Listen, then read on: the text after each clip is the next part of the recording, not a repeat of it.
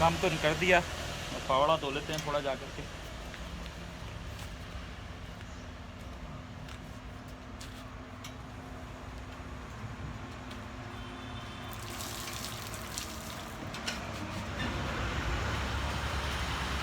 फावड़ा धोना इसलिए ज़रूरी है, नहीं तो जंग लग जाता है। यहाँ की मिट्टी वैसी है, बड़ी चिपकती है, तो ये फावड़ा जो है जल्दी ख़राब हो जाते हैं जंग लग करके।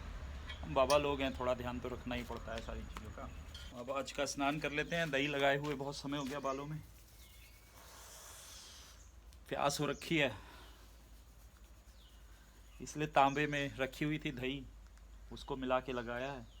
अब छोड़ दिया, 15-20 मिनट रह गई है, तो अब धो लेते हैं सर को, देखते हैं क्या होता है। कुछ कम हो तो ठीक है, अरे बाबा लोगों की भी प्यास हो जाती है।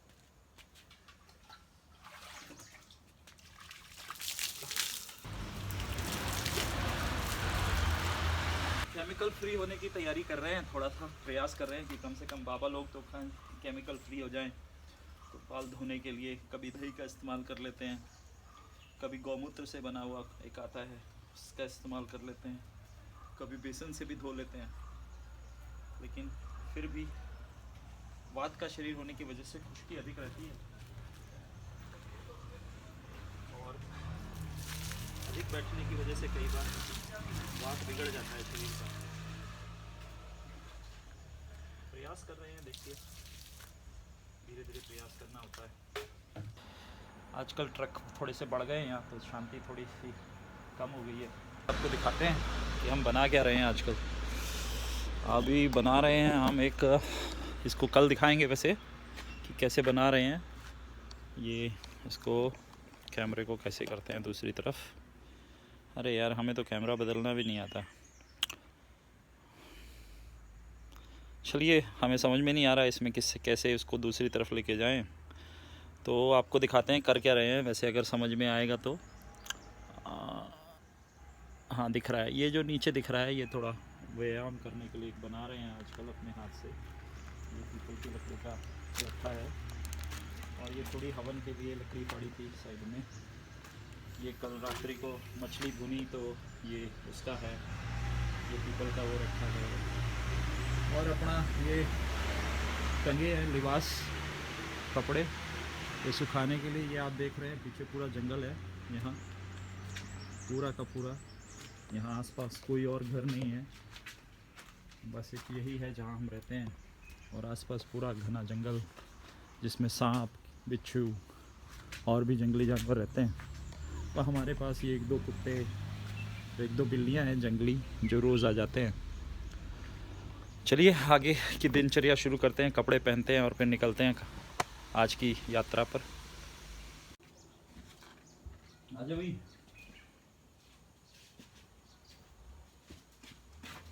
आजा जल्दी जल्दी।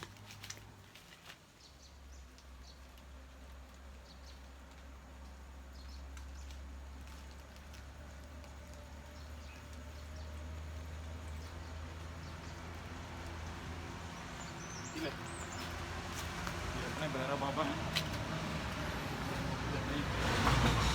आज का डाटा पूरा तो आप देख रहे हैं कि हम कोशिश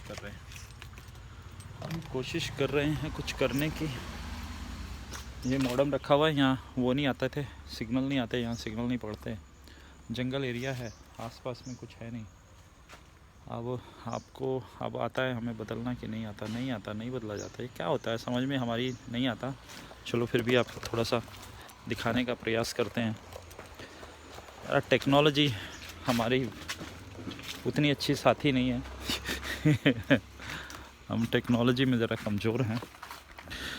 चलिए, ये किसी ने बनाया हुआ है बाजू में, इसमें मुर्गियाँ रखता है। ये सामने जंगल है पूरा, सामने आप देख रहे हैं पूरा जंगल है चारों तरफ। ये जहाँ हम रहते हैं वो जगह है, और ये पीछे की जगह है हमारी जिसमें अभी सोच रहे हैं कि कुछ कृषि से जुड़ा हुआ करें। और ये देसी गेट है, आप देख रहे हैं देसी गेट।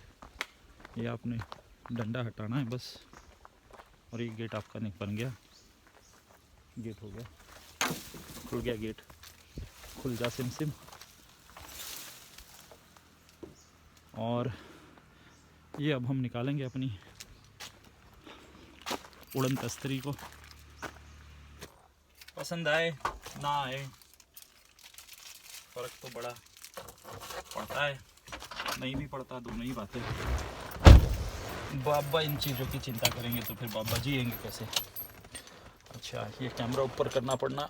हाँ, रुकेगा कि नहीं रुकेगा। ये हमारा आईपॉड भी टूट गया था, पता नहीं रुकता है कि नहीं। चलो देखते हैं, रुक में तो जुगाड़ी चलते हैं। हाँ, तब भी नहीं रुक रहा। अरे रुक जा भाई मेरे, थोड़ा सा घूम के रुक जा। हाँ, ये बात।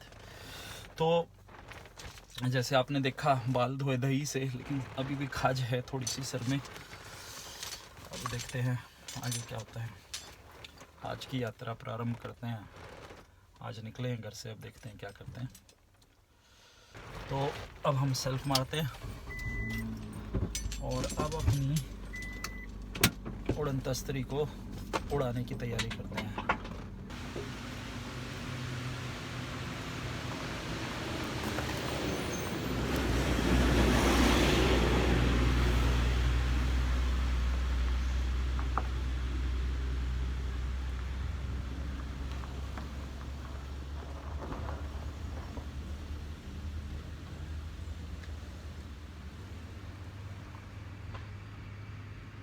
हाँ, जो है ये महाराष्ट्र के सिंधुदुर्ग ज़िले के सावंतवाड़ी क्षेत्र में आती है और बहुत खूबसूरत जगह है, मुझे बहुत पसंद है। साथ खासतौर पे ये जो गाड़ी के वृक्ष हैं आजू बाजू में बहुत ही खूबसूरत है। नारियल के पेड़ यहाँ जो है ये भी बहुत खूबसूरत है। प्रांत कितना खूबसूरत है। और ये देख रहे हैं आप बजल में खूबसूरत पहाड़ियाँ, आगे देख रहे हैं खूबसूरत सड़क। जिंदगी तो बाबाओं की है, सारी दुनिया देखते हैं। ना कोई चिंता ना फिक्र, आनंद से मस्ती से जीवन चलता है। आप कहेंगे कि हाँ भाई, जब गाड़ी में घूमते हो और फिर तो आपको आनंद आता ही है। अरे गाड़ी की बात नहीं है भाई, गाड़ी की बात नहीं है। गाड़ी में तो आधी दुनिया घूम रही है, लेकिन कितने लोग आनंद ले पाते हैं। जीवन में सबसे ज़्यादा ज़रूरी है कि आप अपने आप से प्रेम करें। जब आप अपने आप से प्रेम करते हैं तो अपने आसपास की सब चीज़ों से, आसपास के लोगों से, सबसे प्रेम खुद ब खुद हो जाता है और आप जीवन को जीने का तरीका सीख जाते हैं। आप आनंद लेते हैं हर चीज़ का, छोटी छोटी। मैंने कभी सोचा नहीं था कि बाबा होकर के ब्लॉग बनाऊंगा या इस तरह का कुछ करूंगा, लेकिन फिर सोचा यार वो ही बक्सा क्यों बना के रख लिया जाए कि बनी नहीं, बाबा ये नहीं करते, बाबा वो नहीं करते। अब बाबा तो फिर यहाँ तो हिमालय में जाके बैठ जाएं तो फिर बाबा हैं, और अगर धरती पे उतर आए तो भैया सब करते हैं बाबा। चाहे कोई खुले में करता हो, चाहे कोई बंद में करता हो, करते सब पर नहीं आरोप लगा रहा हूँ मैं, किसी को कुछ नहीं कह रहा हूँ मैं, सिर्फ अपनी बात कर रहा हूँ भाई। हम तो सब करते हैं, हम नहीं किसी से कुछ छुपाते, ना किसी को कुछ दिखाते। जैसा है ज़िंदगी, जैसी चलती है, जो स्वाभाविक ज़रूरतें हैं शरीर की, आत्मा की, मन की, स्वाभाविक ज़रूरतें भी पूरी होती हैं। अब गाड़ी में बैठे घूम रहे हैं, आराम से आनंद ले रहे हैं, जीवन कट रहा है मौज में। थोड़ा बहुत काम भी कर लेते हैं, ऐसे नहीं है ठाली बैठते हैं, आप देखेंगे आने वाले समय में। तो ये अब जिस गाँव का मैं जिक्र कर रहा था, अरौंदा, ये गाँव शुरू हो गया है। और ये देख रहे हैं आप मराठी 2 स्त्रियाँ जो यहीं की रहने वाली हैं। ये देखिए विशाल गाय, बहुत ही विशाल गाय वृक्ष है, आप देख पा रहे हैं इसको। बड़ा विशाल गाय वृक्ष है जो कि बरगद का था। और ये देख रहे हैं आप, जैसे कि भारत के हर प्रांत में ही होता है कि गायें सड़कों पर, लेकिन यहाँ ये देसी गायें हैं। ये अच्छी चीज़ है कि बड़ी खूबसूरत और देसी गायें ये यहाँ पर रहती हैं। और भारत में एक चीज़ मैंने खास देखी है कि हम किसी भी प्रांत की यात्रा करें, हर प्रांत में गायों का वही सम्मान है, माँओं का वही सम्मान है। संस्कृति चाहे कुछ भी हो, परिवार के संबंध ऐसे ही मधुर और बनाने का प्रयास किया जाता है। लोग अपने अपने तरीके से जीवन को चलाते हैं। तो आप देख रहे हैं ये गांव अरौंदा आ गया है। आज यहाँ पैंठ लगी हुई है तो भीड़ थोड़ी सी ज़्यादा है। पैंठ को बोलते हैं बाज़ार। मैं देसी आदमी हूँ तो कई बार देसी बातें निकलती हैं। ये आप देख रहे हैं पूरा पूरा बाज़ार लगा हुआ है और सामने देख पा रहे हैं कि ये लोगों की भीड़ अनुमान तौर पर जब मैं यहाँ से निकलता हूँ रोज़ तो इतनी भीड़ कभी नहीं होती।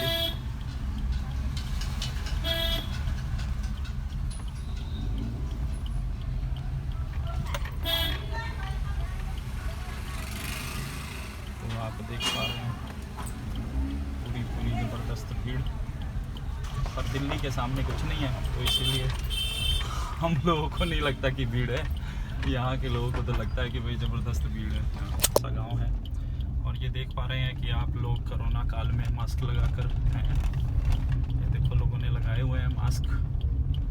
यहाँ फिर भी सरकार के नियमों का पालन हो रहा है।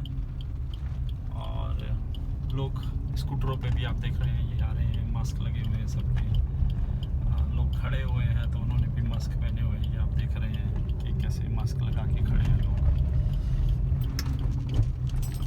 और ये भी हमारे आगे भी एक स्कूटर जा रहा है, इन्होंने नहीं लगाया। और ये कोई बुज़ुर्ग हैं जो कि ये भी पैट से मच्छी और धनिया दिखाई दे रहा था थैले से बाहर, वो खरीद कर जा रहे हैं। ब्रेकर यहाँ बड़े हैं। ये देख रहे हैं आप नारियल की कटोरियाँ थैलियाँ रखी हुई हैं, मतलब टोकरियाँ रखी हुई हैं। और ये टेम्पो आया सामने से ज़बरदस्त। और बाबा ये आरा मशीन है यहाँ लोग लकड़ी का चिराई वगैरह काम करते हैं। स्टोर बड़ा है। ये देख रहे हैं आप आरा मशीन है। और यहाँ एक बहुत अच्छी चीज़ है कि यहाँ घर के बाहर ऐसा बना के रखते हैं जिसमें तुलसी लगाते हैं ज़्यादातर लोग। और ये उत्तर भारत में बड़ा कम देखने को मिलता है। अब धीरे धीरे हमारी संस्कृति से उत्तर भारत की एक लुप्त सा हो गया है। ये देख रहे हैं आप नारियल के खूबसूरत पेड़, बेहतरीन। तो ये हमारी संस्कृति से लगभग गायब हो गया है उत्तर भारत में, जबकि यहाँ अभी ये चालू है। ये देख रहे हैं आप भैंसें चल रही हैं, खुला घास का मैदान है। सामने से कोई ये देख रहे हैं आप। आते ही बॉर्डर पे जब आप पहुंचते हैं तो अपने आप जो है आपको पता चल जाता है कि आप बॉर्डर के करीब हैं, क्योंकि सड़कें बड़ी टूटी हुई हैं।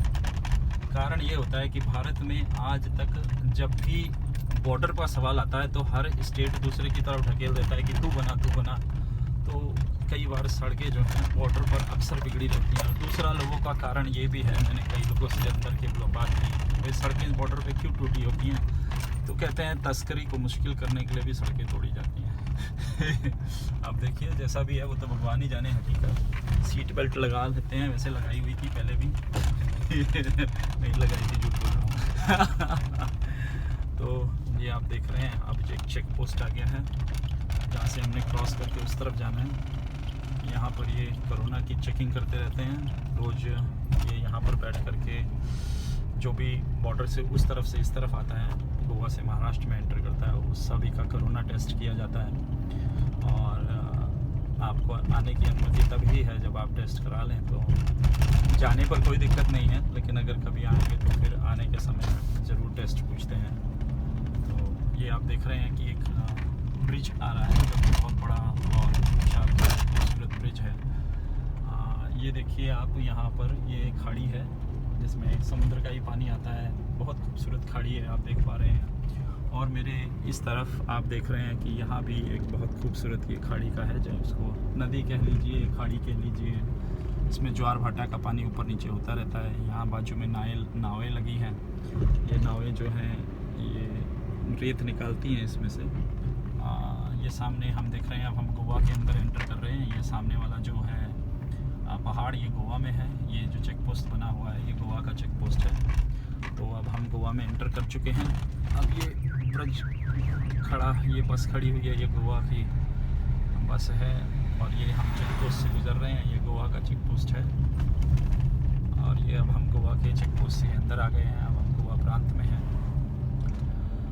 ये भी बहुत खूबसूरत प्रांत है और मेरा सौभाग्य है कि मैं दोनों ही प्रांतों के बीच में लगभग ऐसे क्षेत्र में रहता हूँ जहाँ से आप 10-15 मिनट में ही गोवा पहुँच जाते हैं और जहाँ से आप 10-15 मिनट में ही महाराष्ट्र में होते हैं।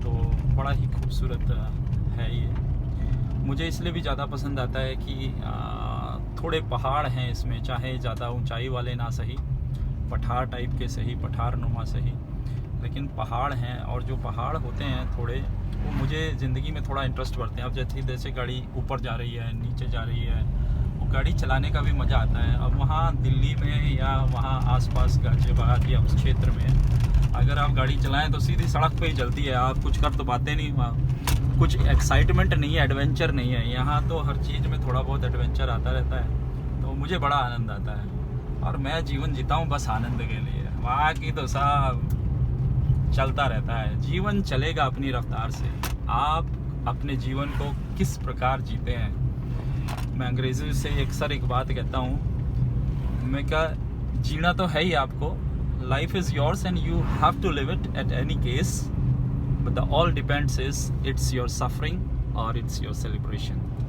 कि जीना तो जीना है ही, उसको तो आप भाग नहीं सकते, बच नहीं सकते। सुसाइड करोगे तो भूत प्रेत बन के जियोगे, लेकिन सबसे ज़्यादा मायने ये रखता है कि आपका जीवन एक दुखद अनुभव है या एक सुखद अनुभव है। आप अपने जीवन को उत्सव मना पाते हैं कि नहीं, आप अपने उस जीवन का उत्सव मना पाते हैं कि नहीं, ये सबसे ज़्यादा मायने रखता है। और मैं सिर्फ इसी लिए जीता हूँ, मेरे जीने का कोई और उद्देश्य नहीं है। कोई कहते हैं कि भाई भगवान की प्राप्ति के लिए ये, नहीं, भगवान की प्राप्ति तो हम पैदा हुए ना तभी हो गई हमें, पहले ही भगवान मिल गए। माँ बाप हमारे वो पहले भगवान ही थे, वो माँ ही थी जिसने हमें दूध पिलाया और आंखें खोली हमारी।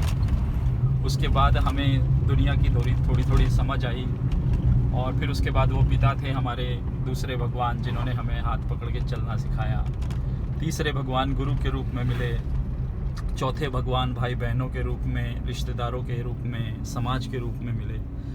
तो मेरा जीवन का उद्देश्य भगवान की प्राप्ति नहीं है। मेरे जीवन का उद्देश्य, या यूँ कहिए कि मेरे जीवन को उद्देश्य ही नहीं है। मैं तो, मेरा जीवन जो है वो सिर्फ जितने भगवान मिले हुए हैं जो मेरे आसपास हैं इस वक्त, उनके साथ मैं कैसे जीवन का उत्सव मना पाऊँ, इसी की ओर थोड़ा बहुत प्रयास करता रहता हूँ। बाकी तो क्या है, गाड़ी चलती है, गाड़ी चलती रहेगी, थोड़ी देर से चलती है, थोड़ी धीरे से चलती है, थोड़ी तेज चलती है। जीवन में उतार चढ़ाव सबके आते हैं, चाहे फिर वो साधु हो या संत, चाहे वो राम हो या कृष्ण, रावण हो या कंस। जीवन के उतार चढ़ाव सबके जीवन में आते हैं, लेकिन आप अपने उतार चढ़ावों को किस प्रकार मस्ती में काट पाते हैं, आप यकीन नहीं करेंगे। हो सकता है आप में से बहुत सारे लोग सोचते होंगे कि अरे ये सब बातें कहनी आसान है जब आपकी ज़िंदगी आरामदायक होती है। मैं आपको एक बात कहता हूँ आज, जीवन आपका ऐसा होता है जैसा आप उसे बनाते हैं। मेरे जीवन में पूरी मस्ती थी आज से 1-1.5 साल पहले तक भी, और तब ना मेरे पास कार हुआ करती थी, ना स्कूटर हुआ करता था, पैदल ही मैं घूमा करता था इधर से उधर। लेकिन 1.5 साल पहले मैंने सोचा कि यार जब बाबागिरी छोड़ दी, जब साधु उस तरह से नहीं रहे जैसे कि गोरक्षनाथ ने कहा था, अब हम साधु ही दूसरी तरह के हैं, तो भाई क्यों ना सारी चीज़ों के भोग किए जाएं, क्यों उसको छोड़ा जाए। तो फिर तब से थोड़ा सा जीवन के एक दृष्टिकोण में बदलाव आया, और फिर भगवान की कृपा से देखिए 10 रुपये खर्च नहीं किए, किसी ने गाड़ी दी हुई है, इसकी किस्त कोई और भरता है, चलाने को हमें मिली हुई है, बस खरीद, अपनी मालिकाना हक थोड़ी दिखाने हैं।